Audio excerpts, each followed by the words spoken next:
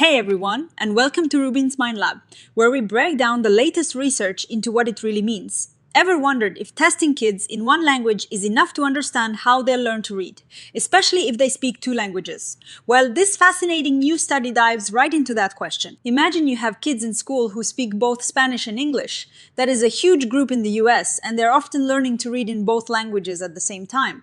When we want to see how well they'll do in reading by the end of the year, we often test them at the beginning of the year. But here is the tricky part. Many of the tests we use were made for kids who only speak English. So how do we know if testing them in just English is fair or helpful? And if they're bilingual, should we test them in Spanish, English, or maybe something else entirely to get the best picture of their abilities? That is exactly what this study set out to figure out. The researchers wanted to compare 3 ways of testing kids at the start of the school year to see which one best predicted how well they'd read by the end of the year. They looked at testing kids only in English, only in Spanish, and a new idea called a best language approach. This best language approach means for any specific skill. They take the higher score the child got on the same test given in either English or Spanish. They wanted to know if this best language way of testing was better, and if it mattered if the kids were in kindergarten or first grade, and whether they were learning in a bilingual program or just in English. To do this, they designed a really smart study. They followed these bilingual students throughout the school year. At the beginning of the year, each child was tested on several early reading and language skills in both English and Spanish. These skills included things like naming letters, sounding out words, and repeating sentences. Then, at the end of the year, they measured everyone's reading ability using standard tests called Woodcock. Johnson and Woodcock was in either English or Spanish, depending on the child's program. They used a platform called UCSF Multitudes for many of their beginning of year tests, which was designed specifically for bilingual kids. For end of year reading, they used well-known tests like the Woodcock, Johnson, IFIF. They then crunched all this data to see how well each of the 3 testing approaches early on English only, Spanish only, and best language predicted the end-of-year reading scores. They did this separately for kindergartners and first graders and for students in bilingual programs versus those in English-only programs. So, what did they find? This is where it gets really interesting. The best language approach wasn't a magic bullet that worked perfectly everywhere. Its usefulness really depended on the age of the child and which language they were trying to predict. Let's look at predicting English reading outcomes first. In kindergarten, the best language approach actually did a slightly better job of predicting end-of-year English reading than just testing in English or just in Spanish. It explained a bit more of the students' reading success. But when these same kids reached first grade, something changed. Suddenly, testing them only in English was the best predictor of their English reading.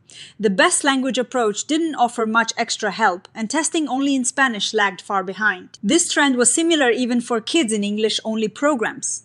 In kindergarten, best language and English only were pretty similar and both were much better than Spanish only.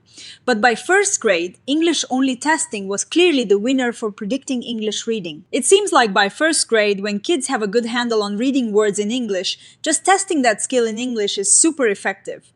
The researchers think that certain skills like knowing your letters and sounding out words are pretty similar across languages. So, testing those in either language or picking the best score helps at the beginning. But what about predicting Spanish reading? This is where the picture is different. When the researchers looked at predicting how well these kids would read in Spanish by the end of the year, the best language approach was really helpful, especially in kindergarten. It explained the most variance, meaning it was the best predictor. Even in first grade, the best language approach and testing only in Spanish both did a much better job than testing only in English. In fact, testing only in English was pretty bad at predicting Spanish reading outcomes, particularly in kindergarten. This suggests that for skills that are more tied to a specific language, like maybe more complex language comprehension, testing in just one language might miss important information. But for skills that are more about the code of reading, like knowing letters, testing in the language where the child is strongest or using the best language approach seems to work well. So, what does this all mean for us? The big takeaway is that there is no single best way to test bilingual kids that works for every situation. The best language approach, where you take the higher score from English or Spanish tests, is really useful, especially for younger kids, and when you want to predict how they'll do in Spanish. It helps capture a fuller picture of their abilities when skills might be spread across languages. However, as children get older, like in first grade, and develop strong word reading skills in the language they're learning to read in, like English, then simply testing them in that language becomes super effective for predicting their success in that language. The best language approach doesn't add much benefit then. The study highlights a really important point. We need to be careful about how we test bilingual children. Simply using tests designed for monolinguals and expecting them to work perfectly for bilinguals can underestimate their abilities. Using a best language approach, at least for some skills and at certain ages, seems to give a more accurate picture. Now, every study has its limits. The researchers point out that their study was mostly with Spanish-dominant kids in California, who were classified as English learners. So, it would be great to see if these findings hold true for other language combinations, or for kids who are more balanced bilinguals from the start.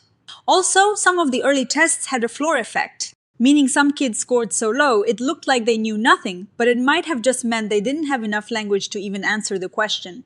They did some extra analysis to check for this, and the main pattern still held, but it is a good reminder that low scores don't always mean a lack of skill. In the end, this research gives us a powerful message for educators and parents.